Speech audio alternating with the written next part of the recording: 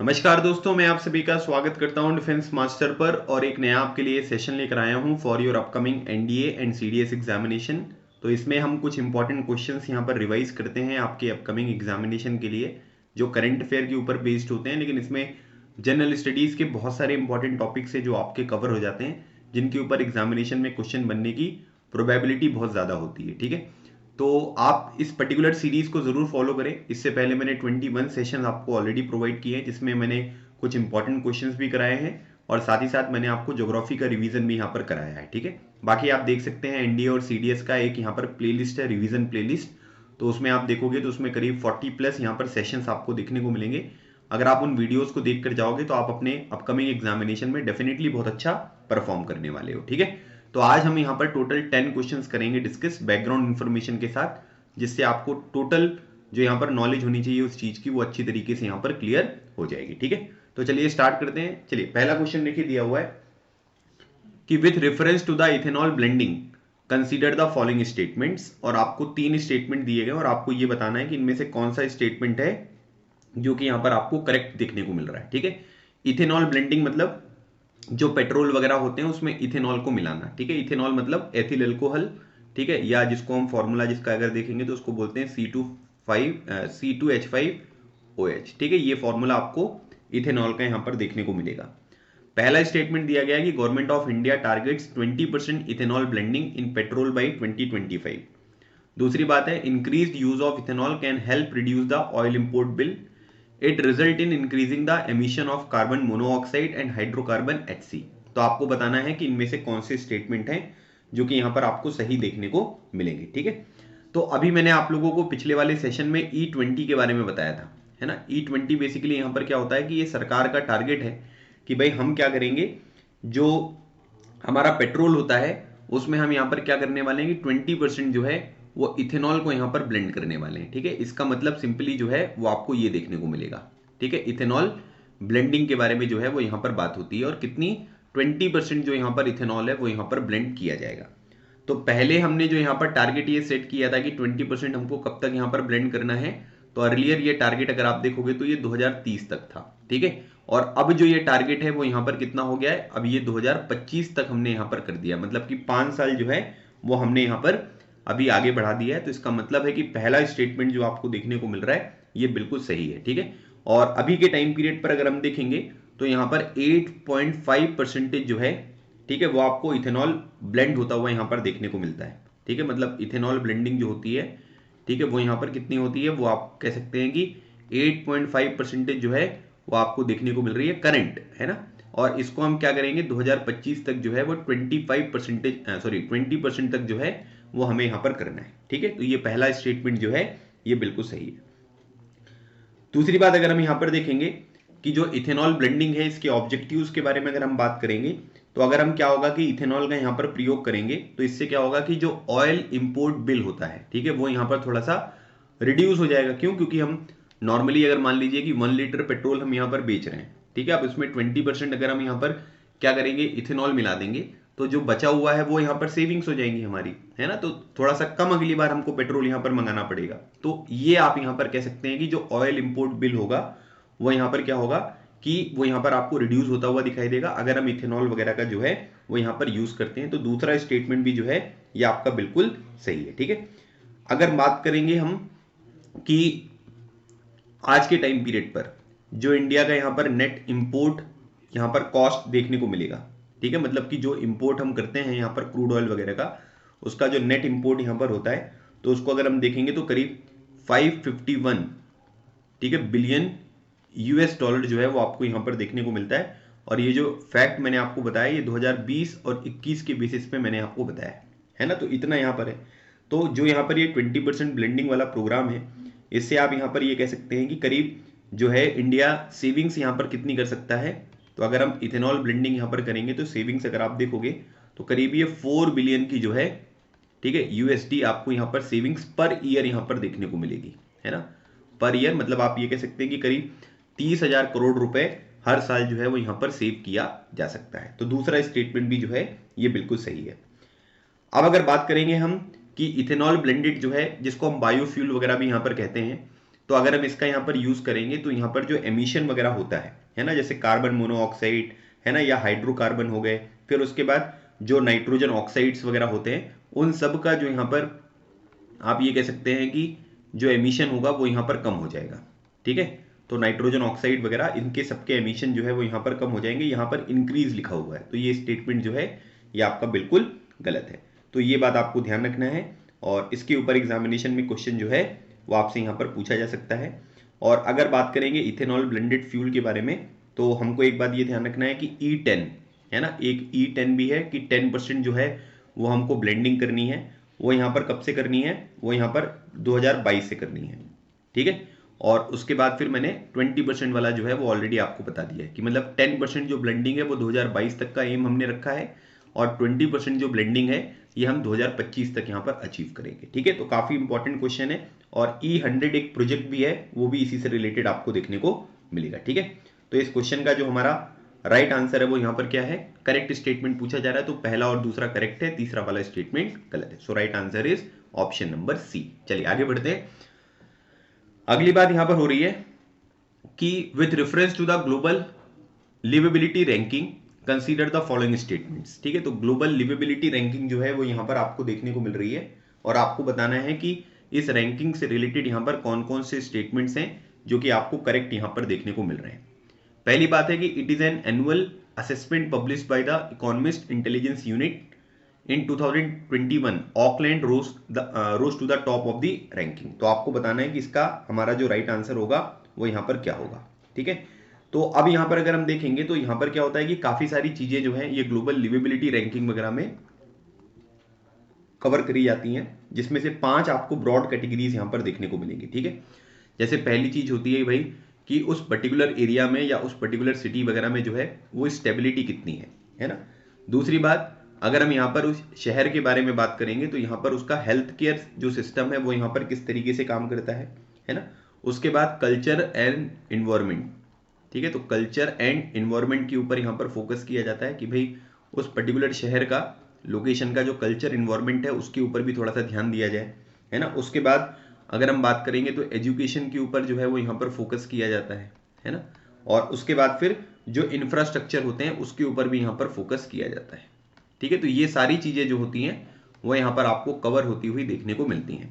अगर हम वेटेज के बारे में बात करेंगे तो स्टेबिलिटी जो है वो करीब 25% यहाँ पर उसका वेटेज है।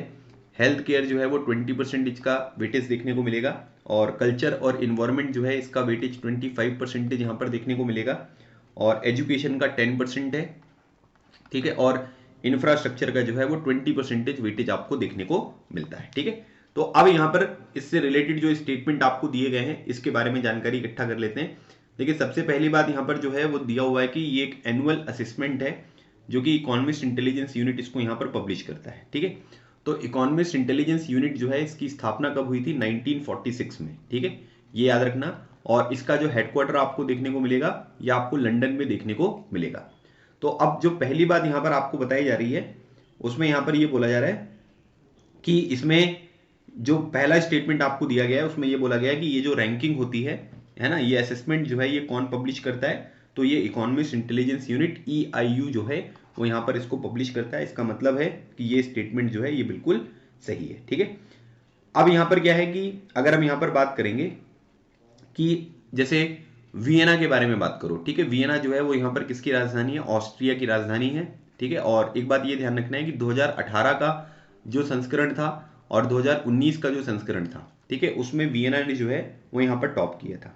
ठीक है, अब आप यहाँ पर ये कह सकते हैं कि अभी वियना जो है वो टॉप 10 से भी बाहर हो गया है। ठीक है, टॉप 10 से ये बाहर हो गया। इसका कारण क्या है, क्योंकि कोविड-19 ने यहाँ पर जो स्थिति है वो थोड़ी गंभीर कर दी है। ठीक है, तो ये आप यहाँ पर ये कह सकते हैं। ठीक है, और 2018-19 में जो है इसने यहाँ पर टॉप किया था।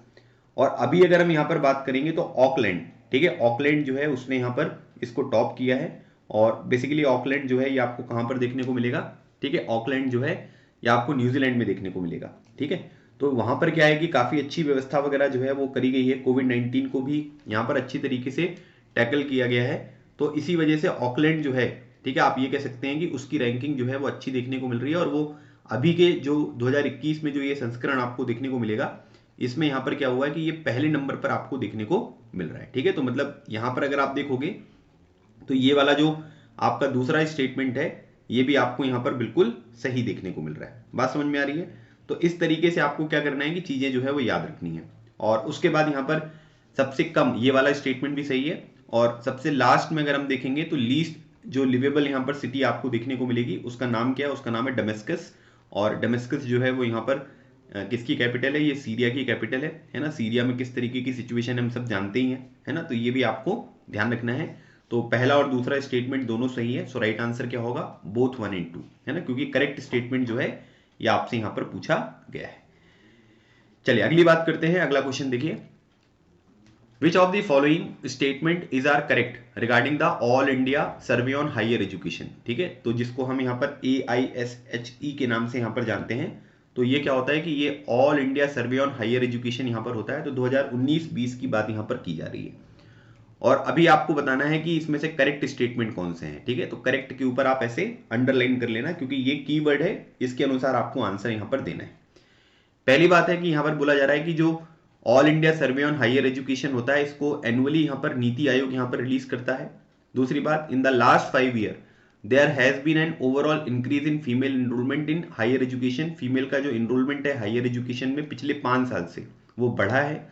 और gender parity index in higher education in 2019-20 for female has improved as compared to males. तो अब आपको यहां पर बताना है कि इनमें से कौन कौन से स्टेटमेंट है जो कि आपको यहां पर करेक्ट देखने को मिलेंगे। ठीक है, अब देखिए यहां पर जो ये all India survey on higher education होता है वो ये बताता है कि हमारे देश में जो करंट स्टेटस है हायर एजुकेशन का वो कैसा है। ठीक है, और एक बात यहां पर ये भी ध्यान रखिएगा, अभी जो है ये 2019-20 में जो यहां पर ये आपको देखने को मिला, ये आपको 10th एडिशन यहां पर आपको देखने को मिला। ठीक है, 10th एडिशन, और इसको जो यहां पर रिलीज करते हैं वो नीति आयोग नहीं करता है। ठीक है, तो ये वाला जो स्टेटमेंट है ये बिल्कुल गलत है, और इसको रिलीज कौन करता है? Department of higher education. ठीक है, याद रखिएगा, डिपार्टमेंट ऑफ हायर एजुकेशन जो है वो इसको यहां पर रिलीज करता है। ये काफी इंपॉर्टेंट क्वेश्चन है, एग्जामिनेशन में आपसे बन सकते हैं ये सारे क्वेश्चन जो मैं आपके साथ डिस्कस करता हूं, क्योंकि ये सब चीजें आपको न्यूज में भी यहां पर देखने को मिली थी। ठीक है, तो ये चीज यहां पर आपको ध्यान रखना है। और उसके बाद अगर हम यहां पर बात करेंगे कि टोटल अगर स्टूडेंट इनरोलमेंट के बारे में बात करें, ठीक है, अभी मैं फीमेल या मेल के बारे में बात नहीं कर रहा हूं, मैं जो है वो टोटल स्टूडेंट जो इनरोलमेंट है उसकी बात कर रहा हूं।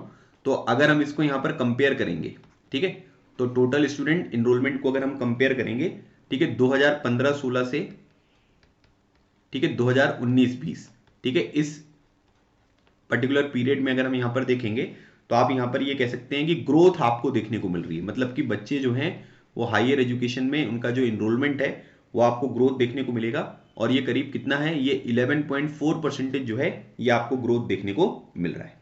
ठीक है, तो ये बात आपको ध्यान रखना है। क्लियर हो गया? दूसरी बात यहां पर आप ये कह सकते हैं कि उत्तर प्रदेश में आप ये कह सकते हैं कि सबसे ज्यादा जो है, ठीक है, मैक्सिमम कहां पर आपको ग्रोथ देखने को मिला? मैक्सिमम जो है वो यूपी में मिला। ठीक है, उसके बाद सेकंड नंबर पर अगर आप देखोगे तो यहां पर क्या है कि सेकंड नंबर पर आपको देखने को मिलेगा तमिलनाडु। ठीक है, और थर्ड नंबर पर जो है ये महाराष्ट्र। ठीक है, मतलब ये पहले पोजीशन पर ये ग्रोथ दिखा रहे हैं, सेकंड नंबर पर और ये थर्ड नंबर पर। ठीक है, तो सबसे ज्यादा ग्रोथ जो है ये आपको यहां पर देखने को मिला। ठीक है, अब उसके बाद यहां पर क्या है कि ग्रॉस एनरोलमेंट रेशियो के बारे में बात करेंगे। ठीक है, तो यहां पर क्या है कि ये भी थोड़ा सा आपको इंक्रीज होता हुआ यहां पर देखने को मिला है। अब हम बात कर लेते हैं फीमेल एनरोलमेंट के बारे में। तो फीमेल एनरोलमेंट जो है वो यहां पर ग्रोथ इसमें कितना देखने को मिला है? इसमें करीब 18% का ग्रोथ जो है वो आपको देखने को मिला है ना। इसका मतलब है कि पिछले 5 सालों में ओवरऑल जो फीमेल एनरोलमेंट है वो आपको यहां पर बढ़ता हुआ दिखाई दिया है। तो इसका मतलब कि दूसरा स्टेटमेंट जो है वो आपको यहां पर सही देखने को मिलेगा। ठीक है, तो ये भी आपको ध्यान रखना है। और जैसे मतलब एक बात ये भी ध्यान रखना है कि जो फीमेल हैं, जो भी हमारे इंस्टीट्यूट हैं नेशनल इंपॉर्टेंस के, है ना, या फिर जो प्रोफेशनल कोर्स वगैरह होते हैं, तो वहां पर आपको उनका जो एनरोलमेंट है वो कम देखने को मिला। ठीक है, नॉर्मल जो ग्रेजुएशन वगैरह होते हैं उसमें उनका एनरोलमेंट वगैरह जो है वो आपको बढ़ता हुआ यहां पर देखने को मिलेगा। ठीक है, जेंडर पैरिटी इंडेक्स के बारे में बात करेंगे तो यहां पर क्या है कि अगर आप जेंडर पैरिटी इंडेक्स के बारे में बात करेंगे तो इसमें यहां पर क्या होता है कि मतलब आप यहां पर सिंपल सी बात यहां पर ये देख सकते हैं कि कितने मेल पर कितने फीमेल वगैरह है ना। जैसे अगर मैं इसकी एक बेसिक सी डेफिनेशन आपको यहां पर बताऊं, ठीक है, कि जेंडर पैरिटी इंडेक्स जो है वो यहाँ पर क्या होता है, ठीक है, कि जैसे जेंडर पैरिटी का मीनिंग यहाँ पर क्या होता है, ठीक है। तो मतलब आप यहाँ पर ये कह सकते हैं कि रेशियो होता है बिटवीन मेन एंड वुमेन या फिर बॉयज एंड गर्ल्स, ठीक है, इन गिवन पॉपुलेशन, तो उसको हम यहाँ पर क्या बोलते हैं, जेंडर पैरिटी जो है वो यहाँ पर कहते हैं, ठीक है। तो उसके बेसिस पे ये बात बताई जा रही है। तो जेंडर पैरिटी अगर हम यहाँ पर देखेंगे तो यहाँ पर क्या है कि उसमें भी अगर आप देखोगे तो इसमें बोला जा रहा है कि in higher education in 2019-20 for female has improved as compared to males, ठीक है। तो फीमेल का जो यहाँ पर जेंडर पैरिटी है वो यहाँ पर इंप्रूव हुआ है एज कंपेयर टू मेल्स, मतलब फीमेल एजुकेशन के ऊपर थोड़ा सा अच्छी चीजें जो है वो यहाँ पर आपको देखने को मिल रही है, ठीक है। तो 2019-20 में जो है ये 1.01 है, ठीक है, और 1 जो था वो 2018-19 में देखने को मिला। और इससे आप यहाँ पर ये कह सकते हैं कि जो फीमेल एजुकेशन एज ग्रुप है मेल्स में वो आपको ज्यादा यहाँ पर देखने को मिल रही है, ठीक है। तो ये दूसरा और तीसरा स्टेटमेंट जो है ये आपका सही स्टेटमेंट है, पहला स्टेटमेंट जो है वो गलत है। तो राइट आंसर क्या हो गया, ऑप्शन नंबर बी। चलिए आगे बात करते हैं। Consider the following statements regarding the gharials, ठीक है। तो घड़ियाल से रिलेटेड यहां पर कुछ स्टेटमेंट दिए गए हैं और आपको बताना है कि इनमें से कौन से स्टेटमेंट है जो करेक्ट नहीं है, नॉट करेक्ट पूछा गया है, ठीक है। The Ghaghara river is the primary habitat of gharials, gharials are listed as critically endangered in the IUCN red list, ठीक है, International Union for Conservation of Nature, जिसका हेडक्वार्टर आपको ग्लैंड में देखने को मिलेगा, स्विट्जरलैंड में। तो अब आपको बताना है कि इनमें से कौन से स्टेटमेंट है जो कि यहां पर करेक्ट नहीं है, ठीक है। तो अब यहां पर क्या होता है कि ये एक तरीके के ना एशियन क्रोकोडाइल वगैरह होते हैं, ठीक है, जिनमें आप ये कह सकते हैं कि एक तरीके का क्रोकोडाइल का जो है वो यहां पर क्या होता है कि ये पार्ट होता है, जैसे क्रोकोडाइल होते हैं, एलिगेटर होते हैं, है ना, कैमेंस वगैरह होते हैं, तो ये सब चीजें आपको देखने को मिलता है, ठीक है। अच्छा एक बात ये भी ध्यान रखिएगा, जो फ्रेश वाटर आपको देखने को मिलता है, ठीक है, ये बात याद रखिएगा, ये काफी इंपॉर्टेंट की पॉइंट है। फ्रेश वाटर और कहां पर, जो नॉर्दर्न इंडिया का पार्ट है वहां पर आपको घड़ियाल्स वगैरह जो है वो देखने को मिलते हैं, ठीक है। और एक बात ये भी ध्यान रखिएगा कि जो घड़ियाल्स हैं, ठीक है, इनका जो प्राइमरी हैबिटेट है, मतलब जहां पर ये आपको रहते हुए दिखाई देंगे, जहां पर आपको ये अवेलेबल देखने को मिलेंगे, तो इनका जो प्राइमरी हैबिटेट है वो यहाँ पर चंबल आपको देखने को मिलेगा, ठीक है, चंबल रिवर। और चंबल रिवर आप सभी को पता है कि ये किसकी ट्रिब्यूटरी है, ये यमुना रिवर की ट्रिब्यूटरी है, ठीक है। बाद में यमुना जो है वो गंगा में मिल जाती है, लेकिन इनिशियली जो है वो आपकी यमुना रिवर की ट्रिब्यूटरी आपको देखने को मिलेगी। तो यहां पर बोला गया है कि घाघरा रिवर, तो घाघरा रिवर जो है ये बिल्कुल गलत है, क्योंकि ये चंबल रिवर में आपको देखने को मिलता है, ठीक है। उसके बाद क्योंकि यहां पर ना प्राइमरी हैबिटेट के बारे में बात हो रही है, ठीक है। उसके बाद अगर हम सेकेंडरी हैबिटेट्स के बारे में बात करेंगे, है ना, कि और कहां कहां पर आपको घड़ियाल वगैरह जो है वो देखने को मिल सकते हैं, तो प्राइमरी तो यहां पर मिलेंगे, लेकिन अगर आप सेकेंडरी के बारे में बात करोगे तो ये जैसे घाघरा रिवर हो गया, ठीक है, फिर उसके बाद गंडक रिवर हो गया, है ना। उसके बाद अगर आप बात करोगे तो यहाँ पर क्या है कि गिरवा रिवर, ठीक है, गिरवा रिवर जो है ये आपको यूपी में देखने को मिलेगी, ठीक है, गिरवा रिवर हो गया। फिर उसके बाद रामगंगा जो कि उत्तराखंड में आपको देखने को मिलती है ना, तो रामगंगा रिवर हो गया, सोन रिवर, है ना। तो ये सब चीजें हैं जहां पर ये सेकेंडरी आपको हैबिटेट देखने को मिलते हैं, ठीक है। और इसको यहाँ पर क्या है कि जो IUCN है उसमें यहाँ पर इंडेंजर्ड, क्रिटिकली इंडेंजर्ड, यहाँ पर इनकी जो IUCN की रेड लिस्ट है उसमें क्रिटिकली इंडेंजर्ड यहाँ पर रखा गया, मतलब इसके प्रोटेक्शन के बारे में यहाँ पर बात हो रही है। तो दूसरा स्टेटमेंट जो है ये आपका बिल्कुल सही है।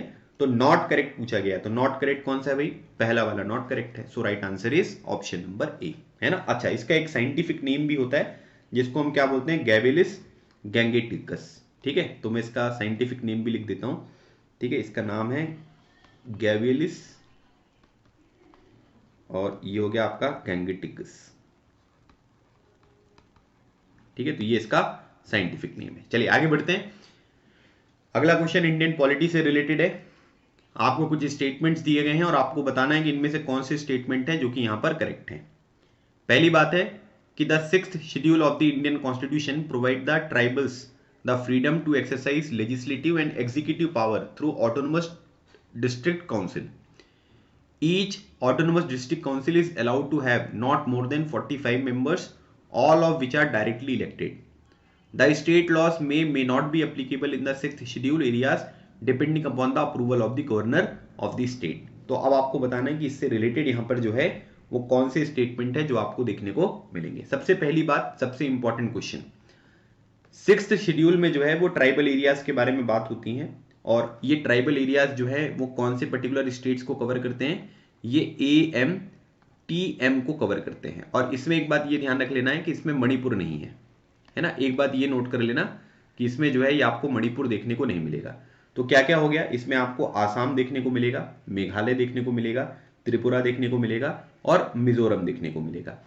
सिक्स्थ शेड्यूल जो है वो इन 4 स्टेट्स के ट्राइबल एरियाज जो हैं उनके बारे में बात करता है। और फिफ्थ शेड्यूल में क्या है भाई, फिफ्थ शेड्यूल में जो बाकी के स्टेट्स हैं, है ना, उनके जो ट्राइबल एरियाज होते हैं उनके बारे में यहाँ पर इंफॉर्मेशन जो है वो यहाँ पर दी जाती है। ठीक है, इसमें मणिपुर नहीं है, ये बात ध्यान रखिएगा। ठीक है, अब यहाँ पर क्या है कि अगर हम बात करेंगे 2-3 आर्टिकल्स के बारे में, तो एक आर्टिकल आपको देखने को मिलेगा आर्टिकल 244(2), ठीक है, एंड यहां पर आपको आर्टिकल 275, ये 2 आर्टिकल मैं यहां पर आपको बता रहा हूं।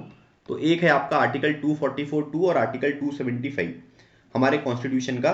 तो यहां पर क्या है कि ये जो स्पेशल प्रोविजन है ना, वो यहां पर क्या किए गए, प्रोवाइड किए गए इन पर्टिकुलर स्टेट्स के ट्राइबल एरियाज के लिए, है ना। मतलब इनको क्या है कि इनको फ्रीडम यहां पर दी गई है कि अपने जो लेजिस्लेटिव और एग्जीक्यूटिव पावर्स होते हैं, है ना, वो यहां पर ये इंजॉय कर सकते हैं, एक्सरसाइज कर सकते हैं।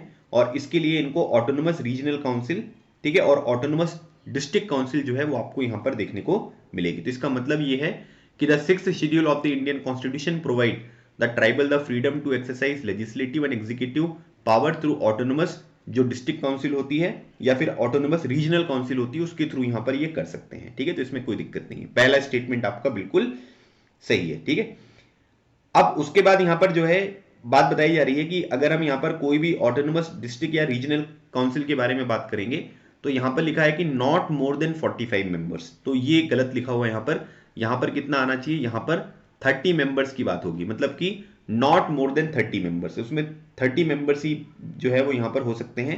ठीक है, और इसमें से नॉमिनेटेड यहां पर कितने होंगे, इसमें से जो नॉमिनेटेड आपको देखने को मिलेंगे वो 4 होंगे। ठीक है, और इनको नॉमिनेट कौन करेंगे, इनको नॉमिनेट करेंगे गवर्नर। ठीक है, और बाकी सभी जो है वो यहां पर इलेक्शन के थ्रू यहां पर आएंगे। ठीक है, मतलब रेस्ट जो है वो आपको इलेक्शन के थ्रू आएंगे, लेकिन 4 लोगों को यहां पर गवर्नर जो है वो नॉमिनेट आपको करते हुए देखने को मिलेंगे। ठीक है, लेकिन यहां पर ना एक एक्सेप्शन आपको देखने को मिलेगा, है ना, ये एक्सेप्शन भी आपको पता होना चाहिए। तो एक्सेप्शन के बारे में अगर मैं आपको बताऊंगा तो जैसे बोडोलैंड टेरिटोरियल काउंसिल है ना, आसाम में जो बोडोलैंड टेरिटोरियल काउंसिल है उसमें आपको टोटल 46 मेंबर्स यहां पर देखने को मिलेंगे। ठीक है, ये एक एक्सेप्शन है, इसके बारे में आपको जानकारी होनी चाहिए। ठीक है, कि जो बोडोलैंड टेरिटोरियल काउंसिल है उसमें यहां पर क्या है कि टोटल 46 मेंबर्स आपको देखने को मिलते हैं, बाकी सब जगह पर आपको 30 मेंबर्स की जो है वो लिमिट बताई गई है, 45 की नहीं है। तो ये वाला जो स्टेटमेंट है ये आपका बिल्कुल गलत है। ठीक है, अब यहां पर एक बात ये भी कह सकते हैं कि जैसे यहां पर क्या बोला गया है कि the state laws may not be applicable in the 6th schedule areas depending upon the approval of the governor of the state. ठीक है, तो यहां पर क्या होता है कि देखिए बहुत सारे हमने ऑटोनॉमी वगैरह यहां पर प्रोवाइड करी है। ठीक है, तो आप यहां पर कह सकते हैं कि ये जो एग्जीक्यूटिव अथॉरिटी होती है स्टेट की, उसके बाहर ये काम नहीं कर सकते, है ना। हमने इनको ऑटोनॉमी दी है, लेकिन जो 6 शेड्यूल एरियाज हैं does not fall outside the executive authority of the state concern. ठीक है, ये बात आपको ध्यान रखना है। और मतलब मान लीजिए कि कोई भी एक्ट अगर पार्लियामेंट के द्वारा पास किया गया है या स्टेट लेजिस्लेचर के द्वारा पास किया गया है, मे और may not levied in these regions. ठीक है, जब तक यहां पर प्रेसिडेंट या जो गवर्नर होते हैं वो यहां पर अपना अप्रूवल नहीं देंगे। ठीक है, तो यहां पर क्या है कि अगर वो सेंटर का लॉ होगा तो प्रेसिडेंट यहां पर अप्रूवल देंगे, और अगर वो स्टेट का लॉ होगा तो वहां पर गवर्नर जो है वो यहां पर अप्रूवल देंगे। ठीक है, तो यहां पर क्या है कि जब तक वो चीजें होंगी नहीं तब तक आप यहां पर ये कह सकते हैं तब तक जो है वो यहां पर एप्लीकेबल नहीं होगा। मतलब इसमें गवर्नर या प्रेसिडेंट जो है उनका यहां पर अप्रूवल जो है वो बहुत जरूरी है। ठीक है, और गवर्नर ऑफ द स्टेट का भी यहां पर होगा। तो इसका मतलब है कि ये जो चीज है ये आपको बिल्कुल सही देखने को मिल रही है। अब करेक्ट स्टेटमेंट बताने, तो करेक्ट स्टेटमेंट कौन कौन से हो गए, पहला और तीसरा। ठीक है, तो राइट आंसर हो गया इसका ऑप्शन नंबर डी। काफी अच्छा क्वेश्चन था, काफी इंपॉर्टेंट क्वेश्चन है, और नॉर्थ ईस्ट रीजन जो है वो हमेशा इंपॉर्टेंट रहता है पेपर में, उसके ऊपर क्वेश्चन वगैरह जो हैं वो पूछे जाते हैं, तो इसके बारे में आपको थोड़ी सी जानकारी होनी चाहिए। ठीक है, आई होप ये सारी चीजें आपको क्लियर हो गई होंगी। चलिए आगे बढ़ते हैं। अगला क्वेश्चन बहुत ही इंपॉर्टेंट क्वेश्चन है ना, न्यूज में रहा है, पूरे टाइम पर आ सकता है एग्जामिनेशन में। With reference to the commission for agricultural cost and prices consider the following statements. CACP takes final decision on deciding minimum support price. मतलब मिनिमम सपोर्ट प्राइस को डिसाइड करने का जो फाइनल डिसीजन होता है वो कौन लेता है, वो CACP लेता है। It is N attached office of the ministry of agriculture and farmers welfare. तो आपको बताना है कि इसमें से कौन से स्टेटमेंट हैं जो कि यहाँ पर आपको करेक्ट देखने को मिलेंगे। ठीक है, देखिए मिनिमम सपोर्ट प्राइस एक ऐसा रेट होता है जिसमें गवर्नमेंट क्या करते हैं कि जो भी फार्मर्स की क्रॉप्स वगैरह होती हैं उस मिनिमम प्राइस में यहाँ पर जो है वो यहाँ पर क्या करेंगे, वो परचेज करेंगे ताकि जो फार्मर्स वगैरह हैं उनको बेनिफिट यहाँ पर हो। तो ये चीज आपको बताई जा रही है। तो मिनिमम सपोर्ट प्राइस जो होता है वो यहाँ पर क्या है, वो मिनिमम प्राइस है ना, जो गवर्नमेंट यहाँ पर कंसीडर करेगी और ताकि यहाँ पर जो है वो फार्मर्स को यहाँ पर सपोर्ट मिल सके। ठीक है, अब यहाँ पर क्या है कि अगर हम बात करेंगे तो इसमें अगर आप देखोगे तो जो CACP है ना, तो CACP ने यहां पर क्या किया है कि जो है वो यहां पर इसने रिकमेंड किया है ना, मतलब इसमें अगर आप देखोगे तो इसमें यहां पर क्या किया, इन्होंने रिकमेंड किया है MSP फॉर 22 मैंडेटेड क्रॉप। ठीक है, ये हो गया आपका मैंडेटेड क्रॉप, जो 22 मैंडेटेड क्रॉप है उसके लिए इन्होंने MSP यहां पर जो है वो रिकमेंड किया है। और एक होता है आपका फेयर एंड रेम्यूनरेटिव प्राइस। ठीक है, मतलब आप ये कह सकते हैं कि फेयर एंड रेम्यूनरेटिव प्राइस, और ये किसके लिए, फॉर शुगर केन। ठीक है, मतलब टोटल जो है वो 23 के लिए इन्होंने यहाँ पर MSP जो है वो यहाँ पर अभी डिसाइड किया है, मतलब रिकमेंड किया है। और 22 मैंडेटेड क्रॉप है उसको कवर करते हैं, और साथ ही साथ जो फेयर एंड रेम्यूनरेटिव प्राइस है वो शुगर केन के लिए यहाँ पर ये रिकमेंड करते हैं। ठीक है, तो ये बात आपको ध्यान रखना है। अब यहां पर क्या है कि CACP जो है ना वो रिकमेंड करता है ना, लेकिन यहां पर क्या है कि फाइनल डिसीजन जो आपको देखने को मिलेगा ये किसके द्वारा होता है, ये cabinet committee on economic affairs. ठीक है, जिसको हम क्या बोलते हैं, CCEA। तो cabinet committee on economic affairs जो है वो यहाँ पर फाइनल डिसीजन जो है वो यहाँ पर लेती हैं, और बेसिकली जो रिकमेंडेशन होगा वो CACP देगा, लेकिन फाइनल डिसीजन जो है वो cabinet committee on economic affairs के द्वारा लिया जाएगा। ठीक है, और ये जो 22 क्रॉप आपको देखने को मिल रही है इसमें से जो 14 क्रॉप है ना, आप इसमें से देख सकते हैं ये खरीफ सीजन की है ना, खरीफ सीजन की क्रॉप जो है वो यहाँ पर कौन सी है, वो 14 है, और 6 जो है वो आप कह सकते हैं कि वो रबी सीजन की आपको देखने को मिलेगी, है ना, और 2 जो है वो आपको कॉमर्शियल क्रॉप जो है वो यहाँ पर देखने को मिलती हैं। ठीक है, तो ये भी एक इन जनरल आपसे पूछा जा सकता है कि भाई कौन सी क्रॉप्स को ज़्यादा कवर किया जाता है, किसको नहीं किया जाता, तो ये सब चीज़ें आपसे पूछी जा सकती हैं। ठीक है, अब उसके बाद यहाँ पर क्या है कि CACP जो है ना, ये आपको एक अटैच्ड ऑफिस देखने को मिलेगा, ministry of agriculture and farmers welfare. तो ये दोनों स्टेटमेंट में से दूसरा स्टेटमेंट तो सही है, लेकिन पहला स्टेटमेंट जो है ये गलत है। आपसे पूछा गया है कि करेक्ट स्टेटमेंट बताइए, तो राइट आंसर क्या हो गया, ऑप्शन नंबर B 2 ओनली जो है इस क्वेश्चन का राइट आंसर है। ठीक है, ये नंबर याद रखिएगा, 22 मैंडेटेड क्रॉप्स और एक जो है शुगर केन के लिए फेयर एंड रिम्यूनरेटिव प्राइसेस जो है वो हमने यहाँ पर अनाउंस करती है CACP, है ना, मतलब रिकमेंड करती है, फिर cabinet committee on economic affairs इसको अप्रूव करती है। चलिए अगली बात करते हैं। अब यहाँ पर राम प्रसाद बिस्मिल जी जो हैं उनसे रिलेटेड यहाँ पर कुछ स्टेटमेंट दिए गए हैं, और आपको बताना है कि इनमें से कौन सा स्टेटमेंट है जो कि यहाँ पर सही है। पहली बात है कि ही believed in the idea of violence and bloodshed for achieving freedom, है ना, फ्रीडम अचीव करना है तो हमको थोड़ा वायलेंस करना पड़ेगा और खून खराबा करना पड़ेगा, इस तरीके की इनकी विचारधारा थी। ये यहाँ पर हिंदुस्तान रिपब्लिकन एसोसिएशन HRA इसके फाउंडर थे, और he was given the death sentence after the Mainpuri, ठीक है, कॉन्स्पिरेसी केस ऑफ 1918। तो अब आपको बताना है कि इसका जो हमारा राइट आंसर होगा वो यहाँ पर क्या होगा। ठीक है, तो राम प्रसाद बिस्मिल जी जो है उनको सब लोग यहाँ पर जानते हैं, और इनका मानना यहाँ पर ये था कि आप जब तक यहाँ पर वायलेंस नहीं करोगे, जब तक ब्लडशेड नहीं करोगे, तब तक हमको फ्रीडम यहाँ पर नहीं मिलने वाली है। तो आप यहाँ पर ये कह सकते हैं कि महात्मा गांधी जी का जो यहाँ पर अहिंसा वाला पाथ था उससे डिफरेंट इनका पाथ था, है ना, तो पहला स्टेटमेंट जो है ये बिल्कुल सही है। दूसरी बात अगर हम यहाँ पर देखेंगे कि ये इनके जो है एक one of the chief founders आपको देखने को मिलेंगे जो हिंदुस्तान रिपब्लिकन एसोसिएशन था। ठीक है, तो इसमें कई सारे दूसरे लोग भी थे, जैसे अगर आप देखोगे तो इसमें इनके साथ सचिंद्र नाथ सन्याल भी आपको देखने को मिलेंगे, है ना, कुछ और लोग थे, अकेले नहीं थे ये। तो यहाँ पर क्या आएंगे, सचिंद्र नाथ सन्याल, ठीक है, ये आपको देखने को मिलेंगे। ठीक है, उसके बाद यहाँ पर क्या है कि जादू गोपाल मुखर्जी, ठीक है, इन सभी लोगों के साथ इन्होंने जो है वो यहाँ पर क्या किया था कि जो हिंदुस्तान रिपब्लिकन एसोसिएशन है, ठीक है, जिसमें बाद में जो है वो सोशलिस्ट भी यहाँ पर ऐड कर दिया गया था, HSRA, ठीक है, हिंदुस्तान सोशलिस्ट रिपब्लिकन एसोसिएशन, तो वो उसका जो नींव थी वो यहाँ पर रखी गई थी। ठीक है, तो इसका मतलब है कि ये स्टेटमेंट भी जो है ये आपका बिल्कुल सही है। ठीक है, अब उसके बाद 1925 में क्या हुआ था, आप सभी को पता होना चाहिए कि 1925 में काकोरी जो है वो यहाँ पर कॉन्स्पिरेसी यहाँ पर आपको देखने को मिलेगी, है ना, जिसको अभी काकोरी एक्शन यहाँ पर नाम बदल दिया गया उसको। तो काकोरी जो यहाँ पर केस निकलकर सामने आया, जिसमें हमने क्या किया था कि जो आप ये कह सकते हैं कि काकोरी जो है वो एक जगह है ना, लखनऊ के पास। तो वहां पर क्या हुआ था कि मतलब आप ये कह सकते हैं कि जो सरकारी सामान था, खजाना था, ठीक है, उसको लूटा गया था चंद्रशेखर आजाद जी के द्वारा, अशफाक उल्ला और भी बहुत सारे लोग यहाँ पर थे।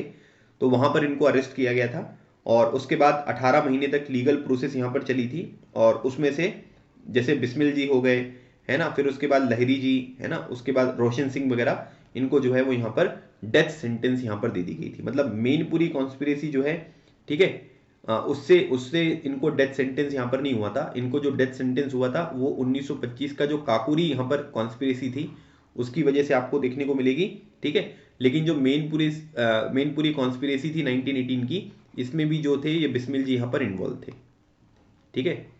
बिस्मिल जी जो थे इसमें आपको इन्वॉल्व यहाँ पर देखने को मिलेंगे, ठीक है। लेकिन इनको जो फांसी हुई थी वो किससे हुई थी? वो काकोरी कॉन्स्पिरेसी की वजह से यहाँ पर हुई थी। तो ये स्टेटमेंट आपका गलत हो गया। तो इसका जो हमारा राइट आंसर है वो यहाँ पर क्या है? ये है आपका ऑप्शन नंबर, बताइए इसका आंसर यहाँ पर क्या है? Option number A 1 and 2 only जो है ये आपका बिल्कुल राइट आंसर है। चलिए आगे बढ़ते हैं। Consider the following statements regarding the submission on agriculture mechanisation scheme, है ना, SMAM। तो submission on agriculture mechanisation scheme से रिलेटेड यहाँ पर आपको कुछ स्टेटमेंट दिए गए हैं और आपको बताना है कि इनमें से कौन से स्टेटमेंट हैं जो कि यहाँ पर आपको करेक्ट देखने को मिल रहे हैं। पहली बात है कि it is launch by the ministry of agriculture and farmers welfare. Under this scheme 100% subsidy is provided to north east Indian state for purchase of various types of agriculture equipment and machinery. The CHS farm machinery mobile app developed under this scheme for the welfare of farmers, ठीक है। तो काफी important question agriculture से related. तो आप यहां पर ये कह सकते हैं कि मिनिस्ट्री ऑफ एग्रीकल्चर और फार्मर्स वेलफेयर ने, है ना, मतलब आप ये कह सकते हैं कि सब मिशन ऑन एग्रीकल्चर मैकेनाइजेशन जो है वो यहां पर कब स्टार्ट किया था? 2014-15 में जो है इन्होंने यहां पर इसको स्टार्ट किया था, ठीक है। तो पहला स्टेटमेंट जो है ये आपका बिल्कुल सही है। अब इसमें क्या होगा कि अगर आप किसी भी तरीके के एग्रीकल्चर इक्विपमेंट या मशीनरी वगैरह यहां पर खरीदते हो तो यहां पर क्या होगा कि आप ये कह सकते हैं कि इसमें आपको कुछ सब्सिडी वगैरह जो होगी वो यहां पर प्रोवाइड की जाएगी, ठीक है। तो अब इसमें एक बात ये ध्यान रखिएगा कि जो नॉर्थ ईस्ट रीजन वाले स्टेट हैं उनको यहां पर 100% जो सब्सिडी है वो यहां पर आपको प्रोवाइड की जाएगी। लेकिन इसमें एक लिमिट लगा दी गई है ना, ऐसा नहीं है कि भाई साहब आप यहां पर बहुत ज्यादा ही महंगा सामान खरीद लोगे, है ना। तो इसमें लिमिट यहां पर कितनी है? ये है आपकी 1.25 लैक्स पर बेनिफिशियरी, ठीक है, पर बेनिफिशियरी। तो इसमें यहां पर क्या है कि इसमें जो आप ये कह सकते हैं कि जो इसमें लिमिट लगाई गई है वो 1.25 लाख की जो है वो लिमिट लगाई गई है कि मतलब इतना अगर आप इतने का सामान यहां पर खरीदोगे तो आपको यहां पर क्या होगा कि आपको 100% जो सब्सिडी है वो प्रोवाइड की जाएगी नॉर्थ जो ईस्ट वाले इंडियन स्टेट्स हैं। बाकी के लिए अदर्स के लिए, ठीक है, अदर स्टेट्स के लिए जो सब्सिडी है वो आप कह सकते हैं कि वो यहाँ पर 40 से 50% आपको देखने को मिलेगी। तो कभी अगर मान लीजिए कि नॉर्थ ईस्ट वगैरह से रिलेटेड कोई ग्रुप डिस्कशन वगैरह का भी टॉपिक आ जाए तो आप इस पर्टिकुलर पॉइंट को भी यहाँ पर इंक्लूड कर सकते हो, ठीक है।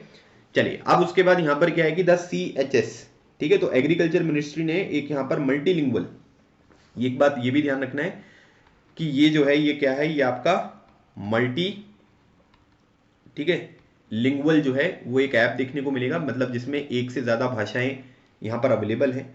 और इसका नाम क्या है CHS का? इसका नाम है कस्टम हायरिंग सेंटर्स, ठीक है, कस्टम हायरिंग सेंटर्स। ये मोबाइल ऐप भी यहां पर डेवलप किया गया है ना। और यहां पर क्या करेगा कि बहुत सारे जो फार्मर्स वगैरह होंगे उनको कस्टम हायरिंग सेंटर जो सर्विस सेंटर वगैरह होते हैं तो जो उनकी लोकेलिटी में यहाँ पर आपको देखने को मिलेंगे तो उससे ये कनेक्टेड होंगे ताकि फार्मर्स वगैरह का वेलफेयर भी किया जा सके। तो ये तीनों स्टेटमेंट जो है ये बिल्कुल सही स्टेटमेंट है। तो राइट आंसर होगा इसका ऑप्शन नंबर डी, ठीक है, ऑप्शन नंबर डी इस क्वेश्चन का हमारा बिल्कुल राइट आंसर है। चलिए आगे बढ़ते हैं, अगला क्वेश्चन देखते हैं। The resolution 75/260 of the United Nation, ठीक है, General Assembly recently seen in the news is related to, है ना। तो अब यहां पर क्या होता है कि यूनाइटेड नेशन जनरल असेंबली के द्वारा अलग अलग तरीके के रिजोल्यूशन वगैरह यहां पर लिए जाते हैं। तो 75/260 जो यहां पर रिजोल्यूशन है ये किससे रिलेटेड है?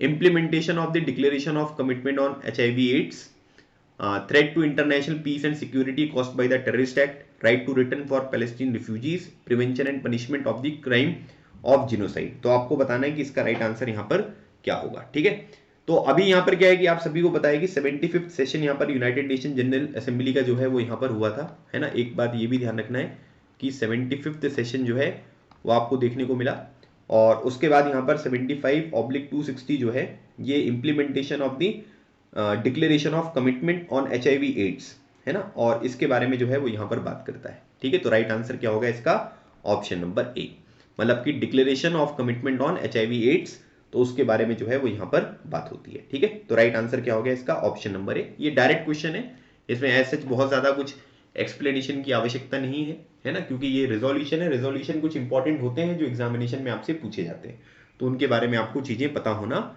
जरूरी है। तो इस क्वेश्चन का राइट आंसर हो गया ऑप्शन नंबर ए। चलिए आगे बढ़ते हैं। With reference to the envision mission consider the following statements, very important question है ना। यहां पर बोला जा रहा है इनविजन मिशन के बारे में, और कुछ इंपॉर्टेंट चीजें यहां पर आपको दी गई हैं, और आपको बताना है कि उनमें से कौन से स्टेटमेंट है जो कि करेक्ट है। पहली बात, the mission is led by the European space agency with contribution from NASA. It will study the atmosphere and analyse the surface composition of Venus, ठीक है। तो ये आपसे यहां पर पूछा जा रहा है। तो अभी अभी लेटेस्ट में यहां पर क्या हुआ है कि यूरोपियन स्पेस एजेंसी, जिसको हम ESA यहां पर कहते हैं, उन्होंने अपना एक नया मिशन जो है वो अभी अनाउंस किया है, इनविजन। और ये जो यहाँ पर होगा वो यहाँ पर क्या होगा, आप ये कह सकते हैं कि ये जो है ये वीनस के लिए यहाँ पर मिशन होगा। और दूसरी बात यहाँ पर क्या है कि इनकी मदद जो है वो कौन करेंगे, वो नासा करेंगे। तो पहला स्टेटमेंट जो है ये बिल्कुल आपका सही है। और आप ये कह सकते हैं कि इसका जो लॉन्च यहाँ पर होगा, ठीक है, वो करीब आप ये कह सकते हैं कि 2030 में जो है वो यहाँ पर आपको लॉन्च होता हुआ देखने को मिलेगा। और इसमें यहाँ पर क्या होगा कि मतलब इसमें जो रॉकेट यहाँ पर यूज किया जाएगा, ठीक है, याद रखिएगा, ये भी पूछा जा सकता है कि जो यहाँ पर एरियन 6 रॉकेट है ना, ये कौन सी स्पेस एजेंसी का है। तो एरियन 6 रॉकेट जो है ये यूरोपियन स्पेस एजेंसी का रॉकेट आपको देखने को मिलेगा, ठीक है। और उसके बाद यहाँ पर क्या है कि मतलब 15 महीने जो है वो वीनस तक पहुंचने में, और फिर 16 महीने और लगेंगे उसका ऑर्बिट का सर्कुलर पाथ जो है उसको अचीव करने में, तो टाइम लगेगा इसमें, है ना। 2030 तक यहाँ पर जो है ये आपको लॉन्च होता हुआ दिखाई देगा। और इसमें यहाँ पर क्या होगा कि इसमें जो भी यहाँ पर वीनस प्लैनेट है ना, उसमें जो भी उसका सरफेस वगैरह है, उसके कॉम्पोजिशन के बारे में जो है वो डिस्कशन यहाँ पर किया जाएगा, और उसके बारे में जो है वो डेटा वगैरह यहाँ पर देखने को मिलेगा। तो ये भी बात आपको ध्यान रखना है, ठीक है। और एक बात ये भी याद रखिएगा, यूरोपियन स्पेस एजेंसी का एक और मिशन है यहाँ पर जिसको बोलते हैं वीनस एक्सप्रेस, ठीक है। तो वीनस एक्सप्रेस का जो टाइम पीरियड था ये 2005 से 14 तक यहाँ पर था, और ये जो मिशन था ये भी यूरोपियन स्पेस एजेंसी का आपको देखने को मिलेगा। तो उसके बाद अब एनविजन जो है ये आपको देखने को मिलने वाला है, ठीक है। और बहुत सारी चीजें इसने वीनस एक्सप्रेस ने भी यहाँ पर बताई थी, लेकिन अब अगला जो मिशन होगा एनविजन, तो इससे हमको वीनस के बारे में और ज्यादा इंपॉर्टेंट चीजें जानने को मिलेंगी। वीनस को वैसे हम यहाँ पर अर्थ ट्विन भी बोलते हैं, इवनिंग स्टार, मॉर्निंग स्टार के नाम से भी जानते हैं। और रोटेशन टाइम जो होता है वो सबसे ज्यादा जो आपको देखने को मिलेगा वो वीनस का होता है, ठीक है। तो ये भी आपको ध्यान रखना है। तो इसका जो हमारा राइट आंसर होगा वो क्या हो गया, ये हो गया, दोनों स्टेटमेंट सही है। सो राइट आंसर हो गया ऑप्शन नंबर सी, बोथ 1 और 2 जो है ये हमारा इस क्वेश्चन का राइट आंसर है, ठीक है। तो ये थे हमारे टोटल 10 क्वेश्चंस जो मैंने आज आपके साथ डिस्कस किए, ठीक है। बाकी आप हमारा डेली न्यूज एनालिसिस वाला कोर्स जरूर इनरोल करें, है ना। मतलब इसकी कुछ डेमो क्लासेस वगैरह भी हैं, आपको डिफेंस मास्टर ऐप पर प्रोवाइड करी हैं, और आपके YouTube चैनल पर भी अवेलेबल है ना। 2-3 मैंने क्लासेस YouTube पर भी प्रोवाइड करता हूं, तो आप उसको देख सकते हैं कि उसमें आपको कितनी सारी चीजें सीखने को मिलती हैं। और उसका जो मंथली सब्सक्रिप्शन है वो केवल 249 है, ठीक है। 249 में एक महीने आपको मैं इतनी सारी इंपॉर्टेंट न्यूज बताऊंगा कि आपको कहीं से कुछ और पढ़ने की आवश्यकता नहीं पड़ेगी। साथ ही साथ उसमें इसी तरीके के क्वेश्चंस वगैरह भी मैं प्रैक्टिस करवाता हूं, तो वो चीजें भी आपकी अच्छी तरीके से यहाँ पर कवर हो जाएंगी, ठीक है। और बाकी हमारा एसएसबी प्रिपरेशन का कोर्स चल रहा है, एक ऑलरेडी रनिंग है, और जो हमारा नया बैच होगा एसएसबी का वो जल्दी मैं यहाँ पर अनाउंस कर दूंगा, तो आप इसमें भी इनरोल कर सकते हैं। किसी भी तरीके की कोई जानकारी अगर आपको चाहिए तो ये मेरा नंबर है, आप इसमें कॉन्टेक्ट कर सकते हो, या ऐप को डाउनलोड करके चैट के माध्यम से भी चीजों को क्लियर कर सकते हैं, ठीक है। तो गाइज ये था आज का हमारा सेशन। आई होप आपको ये सेशन अच्छा लगा होगा, और जो भी चीजें मैंने यहाँ पर आपके साथ डिस्कस करी हैं वो सारी चीजें आपको अच्छी तरीके से समझ में आ गई होंगी। मिलते हैं हमारे नेक्स्ट सेशन में, तब तक keep smiling and keep preparing. लगे रहो, एग्जाम क्लियर करो। थैंक यू सो मच, जय हिंद।